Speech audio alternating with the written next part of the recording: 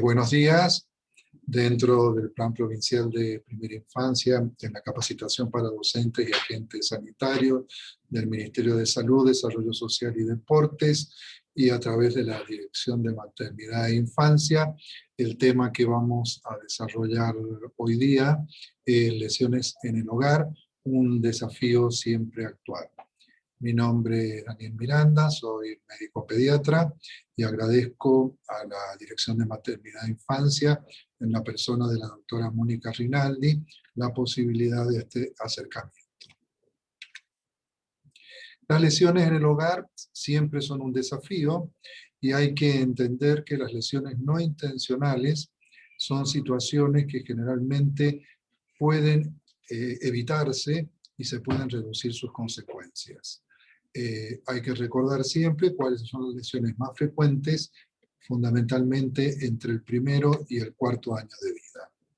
Es fundamental identificar los principales factores de riesgo, recomendar sistemáticamente a los padres que en la consulta reciban este tipo de medidas preventivas y apoyar el asesoramiento verbal con otros medios, como pueden ser folletos, afiches en la sala de espera o videos.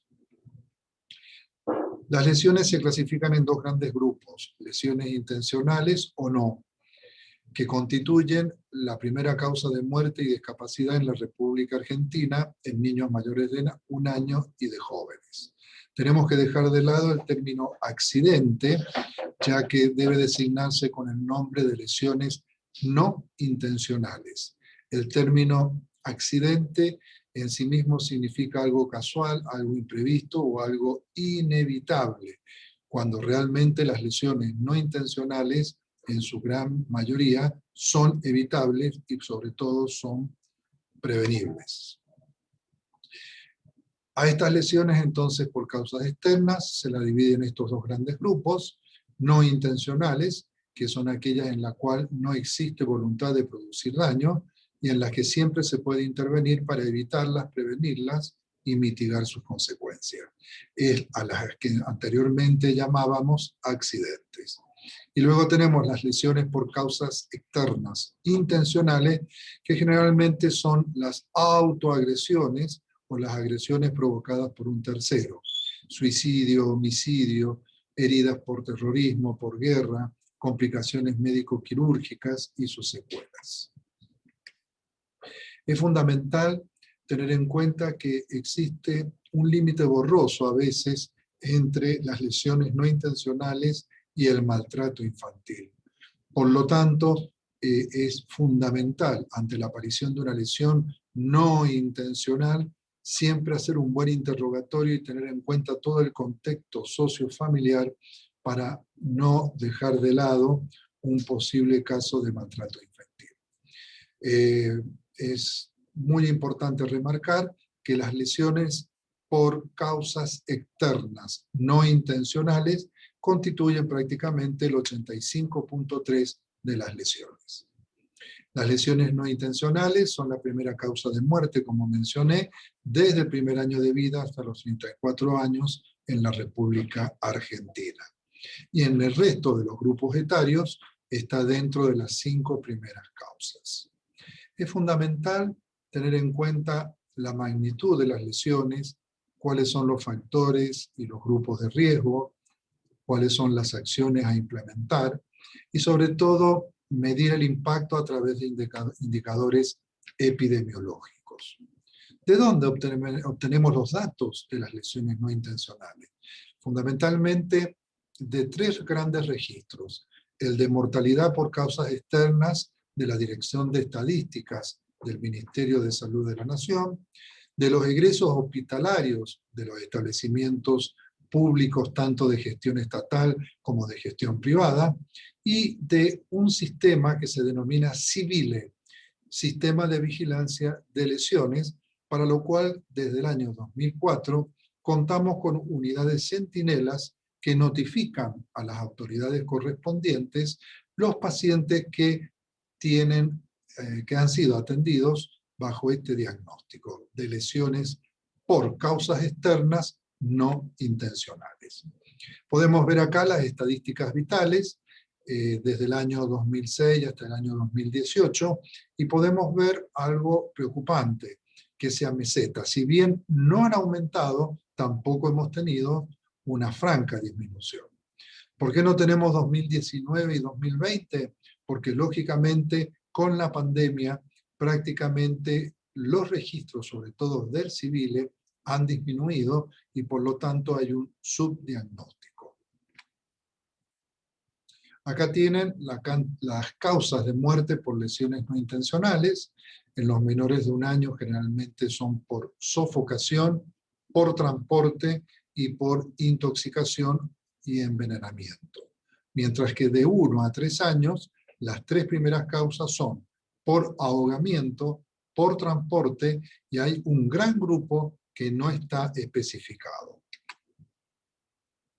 Los egresos hospitalarios, en general, las internaciones que requieren mayor frecuencia, son las lesiones producidas por traumatismos encéfalos craneanos con pérdida de conocimiento, los politraumatismos, las quemaduras de envergadura y las intoxicaciones. Las lesiones atendidas en los servicios de emergencia, fíjense que prácticamente el 50% es por caídas, un 20% por golpes y aplastamiento, y le siguen en importancia las por transporte y las por fuego o calor. Prácticamente entre las 4 primeras tenemos casi el 100% de las lesiones. En este cuadro, fíjense que tenemos un cuadro de doble entrada. Por un lado tenemos las edades y por otro lado las causas. Pueden observar claramente que de 1 a 44 años, la primera causa de mortalidad son las lesiones por causas externas. Y el resto de los grupos etarios, como bien mencioné, están dentro prácticamente de las 5 primeras a 10 primeras causas de muerte. Es muy importante tener en cuenta que las caídas y golpes son causa frecuente de consulta en guardia, pero en su gran mayoría no son graves. En cambio, el ahogamiento, que es una lesión poco frecuente, siempre es grave y es la primera causa de muerte entre 1 y 3 años. Por su parte, las quemaduras revistieron mayor gravedad que el resto de las causas y requirieron internación en el 50% de los casos. ¿Dónde se producen las lesiones? Fíjense que prácticamente en la casa. Tenemos un 24.8% en el dormitorio, un 22.6% en el patio, un 19.2% en la cocina y un 17% en el comedor o en la sala de estar en general. Por lo tanto, podemos decir que las lesiones no intencionales, o sea, las lesiones por causas externas no intencionales, en su mayoría se producen dentro de la propia casa, prácticamente en un 73.4%. El resto en calles, en veredas, en parques y en plaza. ¿Cuáles son los factores de riesgo? Y dentro de los factores de riesgo tenemos 3 grandes grupos: los demográficos, los personales y los relacionados con la familia. Dentro de los demográficos hay una clara preeminencia en los varones. Esto generalmente por la mayor motricidad, generalmente por el carácter y el temperamento, y muchas veces incluso por pautas educativas. ¿En qué grupo etario? Ya lo mencionamos, entre el primer año de vida y los 3 años. Y el nivel socioeconómico también determina mayor tipo de lesiones, como son las quemaduras, las intoxicaciones, las lesiones como peatón o como ciclistas. Y están directamente relacionadas con un entorno inseguro, como son las viviendas precarias, el hacinamiento, los medios de calefacción inadecuados, los niños que juegan en la calle. En los factores personales, el motor es muy importante, el desarrollo del motor. A mayor motricidad fina, menor posibilidad de lesiones por causas externas. Y a mayor desarrollo cognitivo que está en relación con la edad, también disminuye las lesiones. ¿Por qué? Porque hay una mejor percepción del riesgo y una posibilidad de comprender y acatar las normas de seguridad. Finalmente, los factores relacionados con los padres y la familia, hay que tener en cuenta que hay factores de riesgo muy importantes. Por ejemplo, que solamente esté el papá o la mamá, que existan madres adolescentes, familias no bien constituidas, lesiones por causas externas no intencionales en otros miembros de la familia, situaciones traumáticas, bajo nivel educativo de los padres. También tenemos que remarcar que un factor de lesiones por causas externas no intencionales es cuando los niños más pequeños quedan a cargo de los hermanos mayores. Prevención. Puede haber medidas activas y medidas pasivas. ¿Cuáles son las activas? Las que requieren participación de las personas, por ejemplo, en el caso de los niños pequeños, a través de sus padres o cuidadores.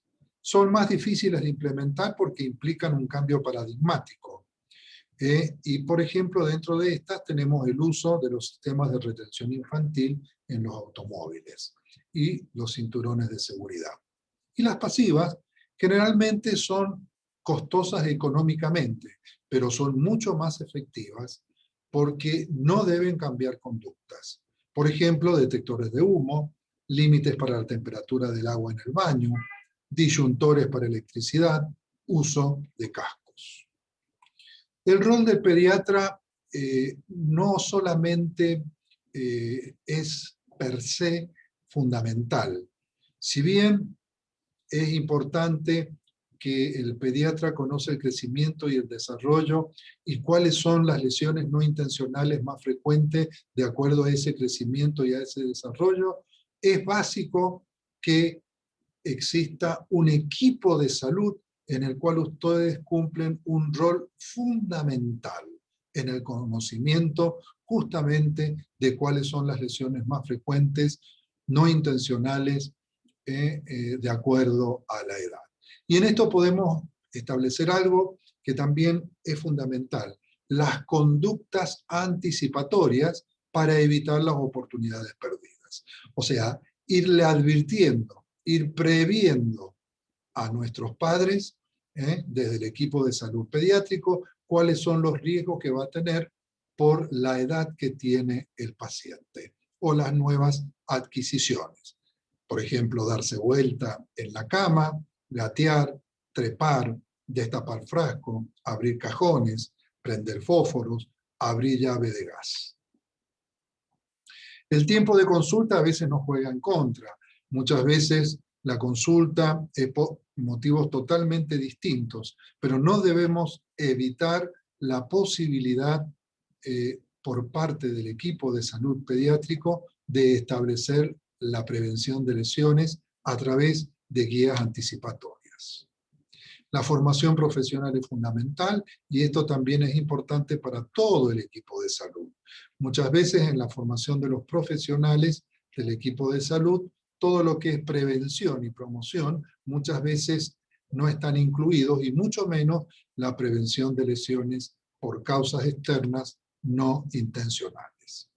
También los factores económicos son muy importantes, porque por ejemplo los sistemas de retención infantil, o sea, las sillitas para el auto, los disyuntores, los protectores de enchufes, muchas veces económicamente son caros y no están al alcance para la mayoría de la población. Mensaje fundamental: el equipo de salud debe realizar permanentemente una tarea de prevención con respecto a las lesiones no intencionales a través de un vocabulario apropiado y a través de una educación para la salud en forma permanente. ¿Cuáles son las lesiones no intencionales más frecuentes? De 1 a 4 años, generalmente la caída desde escaleras, balcones y terrazas. ¿Cuáles son las medidas de seguridad y su prevención? Colocar puertas de seguridad, barrotes o trabas según corresponda. También las caídas de las cuchetas. Estas no deben usarse en menores de 6 años. Aplastamientos por muebles, por lo tanto es fundamental amurar las bibliotecas, las piletas de lavar, amurar y colocar y asegurar los televisores. Las quemaduras, por lo tanto, es fundamental no cocinar con el niño en la cocina, no dejar líquidos calientes en la mesada. También la ingestión e incluso la intoxicación por medicamentos. Estos deben ser guardados en sitios inaccesibles y sobre todo en la casa de los abuelos o en las casas donde ya se acostumbraron a tener niños pequeños o niños en edad escolar. La intoxicación por productos tóxicos es muy frecuente porque se colocan sustancias en botellas, por ejemplo, de gaseosas o de jugos, y por lo tanto el niño tiende a ingerirlas. También las lesiones de tránsito por peatón, por lo tanto hay que vigilar la salida de los vehículos. Las lesiones por transporte en los vehículos, no transportarlos en moto, no transportarlos en bicicleta, llevar sillas de seguridad adecuada, nunca llevarlos adelante. Pequeñas medidas, pero con una gran repercusión. También el atragantamiento y el ahogamiento. No poner al alcance del niño objetos pequeños.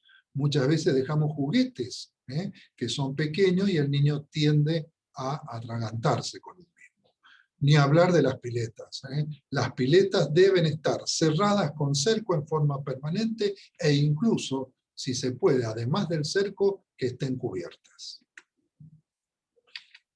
¿Qué es la supervisión? Uno de los pilares básicos en la prevención de lesiones es la supervisión por parte de un adulto responsable. Este adulto responsable debe tener en cuenta los factores de riesgo que antes mencionamos. La edad, el desarrollo motor, el desarrollo cognitivo, el género, las características personales, que puede ser un niño hiperactivo o un niño o sea, que sea retraído. Y vemos acá los más importantes.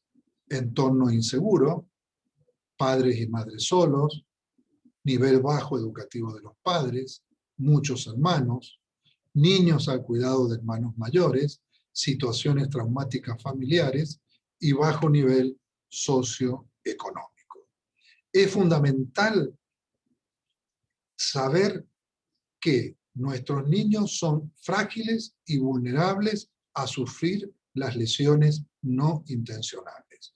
Y es fundamental saber que hay posibilidades de prevención. Y debe haber una eficiencia en la implementación de estas medidas y también técnicas de supervisión adecuadas que se enseñan y que se aprenden. Es importante tener en cuenta que en la supervisión la proximidad, el estar cerca, es importante, pero muchas veces nos encontramos con papás o con adultos responsables que están cerca, pero a lo mejor están atendiendo el teléfono celular y en realidad están lejos del niño, desde el punto de vista relativo. También es importante la interacción visual y auditiva con el niño, que permite saber dónde están, qué están haciendo y qué ruidos están produciendo que pueden estar en relación a algún proceso que los lleve a lesionarse. O el silencio. El silencio también nos puede permitir saber de que puedan estar corriendo algún riesgo. ¿Cómo debe ser la supervisión? Continua y no debe ser ni intermitente ni ausente.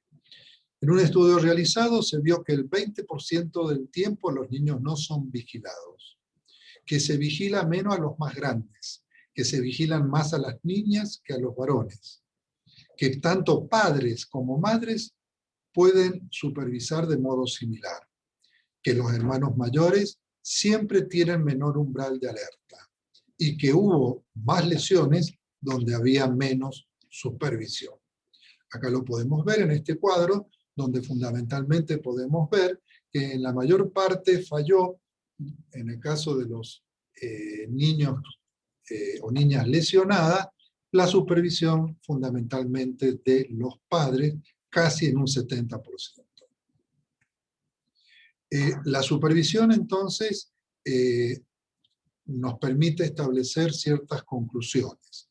Se confirmó la asociación entre grados de supervisión y riesgo de lesiones no intencionales en niños pequeños.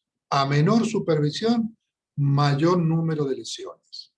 Los niveles más bajos de supervisión se relacionan entonces con mayor riesgo de lesiones. Y la proximidad puede ser la dimensión más importante de la supervisión para moderar el riesgo de lesiones. Pero debe ser una proximidad atenta y una proximidad responsable y efectiva. Puede existir desconocimiento, son barreras que dificultan la supervisión familiar, puede haber falta de información, puede estar la creencia que las lesiones son accidentes y que no pueden prevenirse, o que el hijo tiene características únicas que lo protegen, y hay que buscar un equilibrio entre sobreprotección y la posibilidad, ¿no es cierto?, de autonomía. Finalmente, los beneficios de la no supervisión no existen. Por lo tanto, el mayor beneficio de la supervisión es estar junto al niño con todos los sentidos puestos directamente en él. Por lo tanto, es fundamental informar, sensibilizar, reconocer los obstáculos, sugerir estrategias por parte de todo el equipo de salud, incrementar la autoeficacia de los padres y estar atentos a la posibilidad de maltrato y arbitrar intervenciones necesarias en ese momento. La supervisión disminuye la morbimortalidad, establece el equilibrio entre la vulnerabilidad y la capacidad de adaptarse a esos riesgos, y también el enfoque de riesgo permite establecer estrategias de prevención de lesiones que siempre son mucho más eficaces. Es fundamental el tejido de redes, o sea, la intersectorialidad, por eso es tan importante para ustedes, como enfermeros, como agentes sanitarios, como promotores de salud. Y lógicamente, conocer la realidad de la vigilancia epidemiológica. Es fundamental para todos que se establezca una buena relación entre el niño, la familia, las personas responsables que los cuidan y el equipo de salud. Y para esto es fundamental la capacitación, que es lo que están realizando ustedes hoy día, y la educación continua. Lo que hacemos hoy puede hacer la diferencia en nuestras vidas mañana. Una frase célebre de la Madre Teresa de Calcuta. Muchas gracias.